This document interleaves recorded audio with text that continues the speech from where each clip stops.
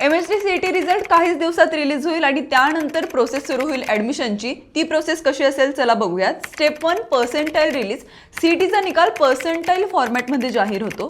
Step 2 registration. Official CET वेबसाईटवर जाऊन online registration तुम्हाला करावं लागतं. त्यानंतर आहे स्टेप 3 डॉक्युमेंट व्हेरिफिकेशन.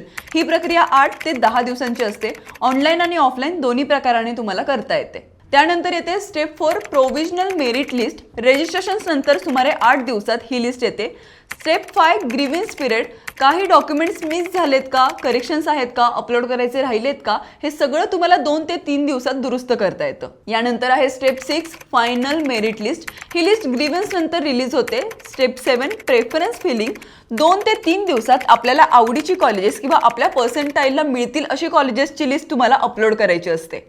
यानंतर आहे step 8 seat allotment, cut offs आणि ॲडमिशन. त्यानंतर येते सीट अलॉटमेंट, बेटरमेंट ऑप्शन्स आणि मग कॅप राऊंड्स 2, 3 आणि 4.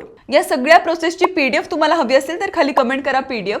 campusdekho.in ला फॉलो करायला विसरू नका. तुम्ही जर आम्हाला फॉलो केलं असेल तरच PDF डिरेक्टली तुमच्या DM मध्ये येईल, त्यामुळे फॉलो नक्की करून ठेवा. त्याचप्रकारे या पूर्ण प्रोसेसमध्ये तुम्हाला कोणत्याही प्रकारची शंका असेल, माहिती हवी असेल किंवा मदत हवी असेल तर लगेच कॉल करा खाली दिलेल्या नंबरवरती.